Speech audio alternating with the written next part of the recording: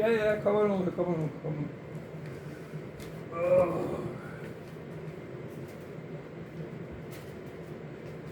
Du skulle passe bedre med højden nu.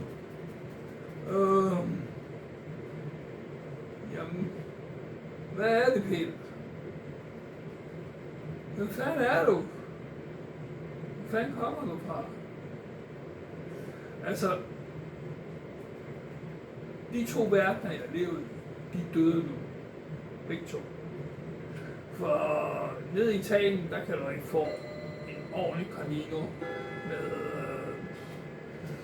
med pancetta og mozzarella og alt muligt andet. Og her i Danmark kan du ikke ordentligt præsentere dig rundt omkring i en forretning og alt muligt andet. For der er nye instrukser og der er nye regler at tage hensyn til, fordi der kommer nye ting, man skal holde øje med. Så de 2 verdener, jeg var med i, også med forældre og sådan noget. Forældre, de endte med på et eller andet tidspunkt, at de gemte, hvordan de egentlig boede. De gemte det alt sammen. Og så havde de nogle chalante billeder op på væggene, der passede så i sådan nogle farver med tapetet, altså. Og det siger jeg ikke noget om dem, altså. Så det er det, du ser rundt omkring mange gange. Der er meget af det, der er simpelthen forsvundet, gået op i den blå luft. Undskyld, t-shirten er lidt kort. Men det jeg ville sige, det var, selvom de 2 verdener er døde, så lever de i vores sind eller vores indre organer nu, fordi vi har stadig, ligesom fuglene, den her lærdom til lærdom. Så det vil sige, at hvis jeg bare trykker lidt på det, de her 2 gamle verdener hos jer, så vil I så hurtigt kunne finde ud af, hvad det er, jeg står og snakker om, fordi jeres forældre og jeres morforældre har været i de her verdener, og har levet i den måde, og de har så givet det videre til jer som en gave, som sidder så i ryggraden. Så langt så godt. Jamen, altså det er sådan lidt af en nissespil, jeg har blevet, kan man egentlig godt sige, på en eller anden måde, at jeg blev lukket ud i ved at have forældre fra forskellige nationaliteter. Fordi de her nationaliteter, jo, de kunne godt sammen, men alligevel ikke. Jo, de kunne godt sammen, men alligevel ikke. Så det endte med, at de på hver deres hjørne kunne sidde og sladre og fortælle gode vittigheder om hinanden. Og så leve stadig i deres nations rigtige måde, både den ene og den anden.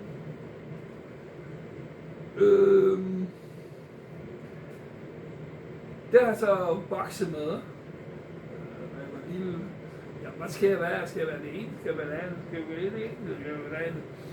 Og så når du skulle så til at tage valg, og så sige ja tak til det ene, og ja tak til det andet, jamen så kom det andet banke på og sige, jamen hvad så, vil du så glemme alt det, du har lært hos os?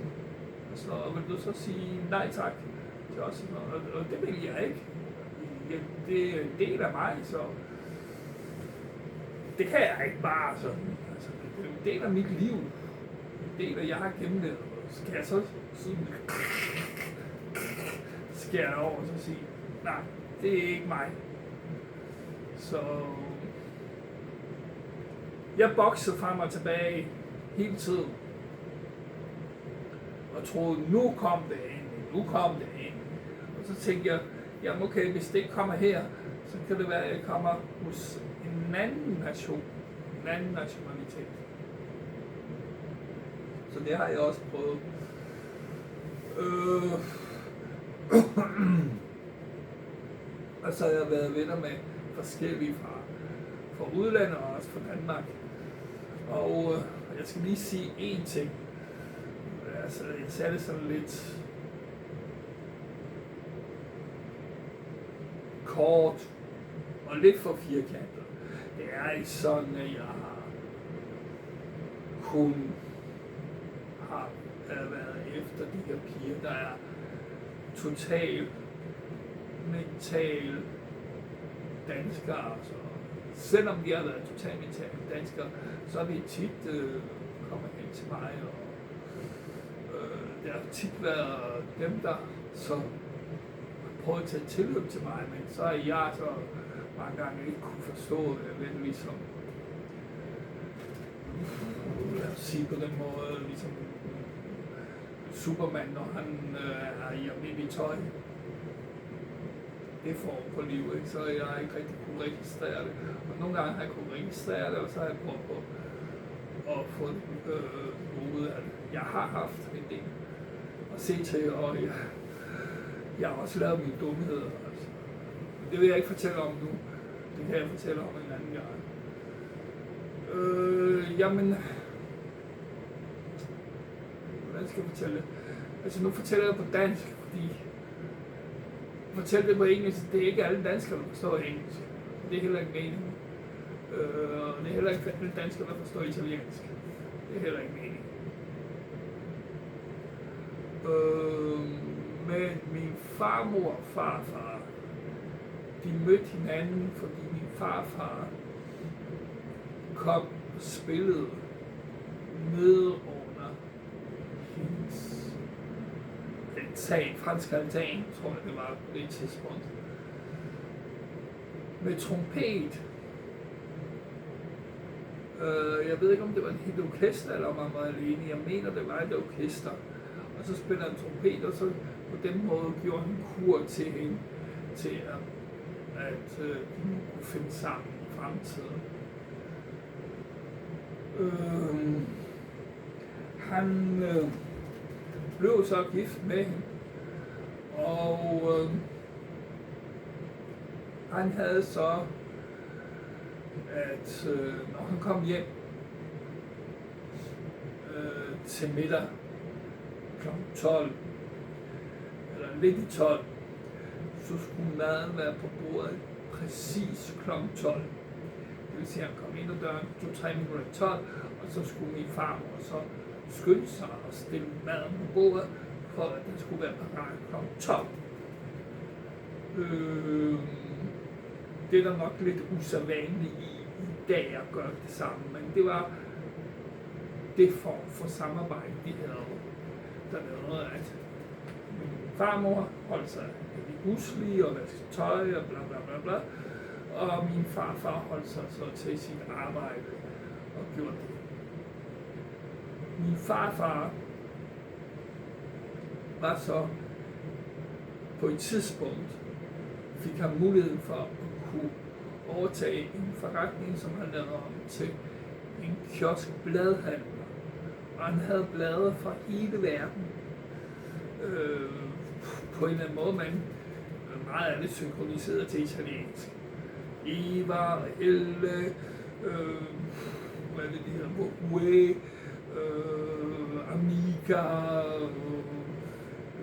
Corriere della Sera, og så videre, som de nu hedder dernede også. Og han havde så selvfølgelig også dagens aviser, og så havde han så alt det ved siden af en kiosk har dernede med små ting, og klistermærker og så videre, så videre. Men på grund af, at han havde den her forretning, og på grund af, at han har arbejdet stødt med det, og han fik den til at køre rigtig godt rundt, så blev han en meget kendt mand dernede, hvor han så arbejdede og boede. Så han var meget æret og respekteret af de folk, fordi han klarede så det her job og havde det her bladhandel. Så på det tidspunkt var de her kiosker egentlig, de var sådan lidt, jamen, havde du sådan en, så var det faktisk lidt ligesom en restaurant faktisk. Der var ikke så mange restauranter på det tidspunkt, men så var det lidt ligesom, at du måtte godt rejse hovedet, fordi du var en del af verden, så på den måde måske alt muligt i de her kiosker, og de kunne sælge alt muligt i de her kiosker. Så han blev en meget kendt mand dernede, og meget respekteret. Men på de seneste dage, så var der nogen, der så fandt ud af, at det var meget sjovt at drille ham. Og så kom ind i kiosken og spørge om alt muligt underlige ting. Men det er så en anden side sag.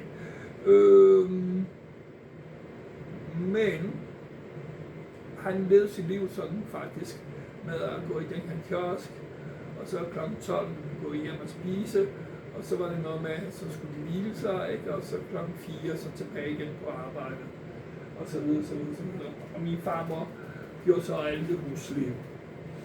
De havde så et hus, som min farmors bror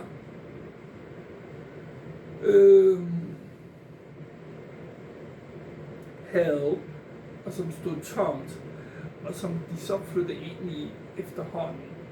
De var der ikke i starten, men efterhånden så flyttede de ind i det her hus.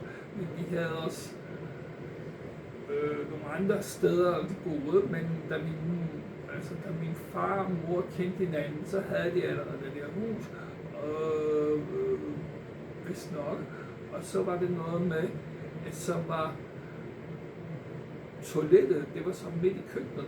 Jeg ved ikke lige helt, hvordan det kunne lade sig gøre, men det var i hvert fald noget af det, min mor fortalte mig, at toilettet var i køkkenet.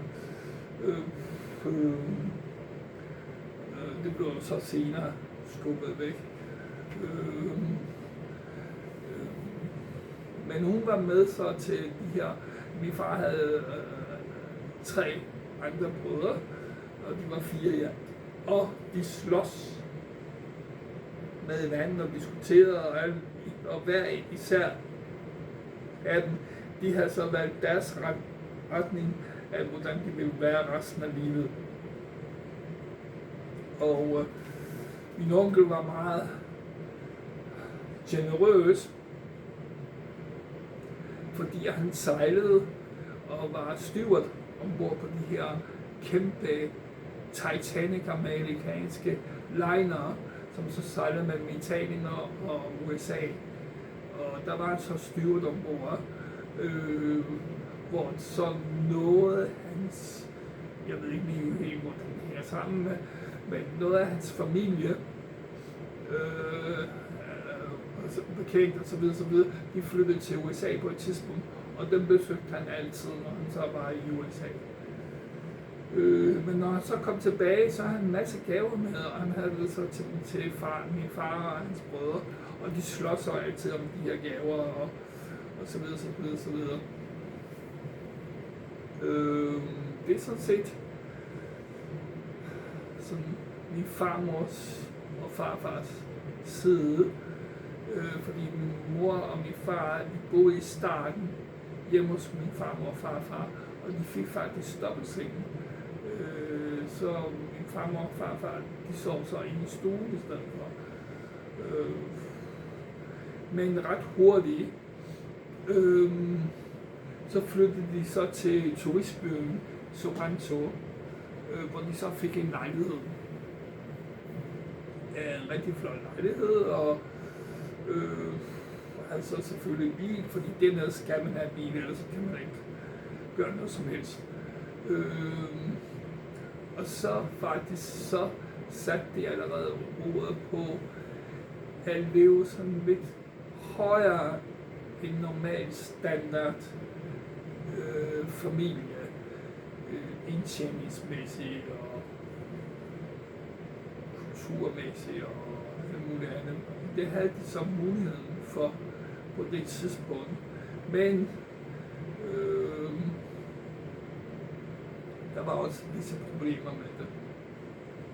Det må man sige, det må være første del.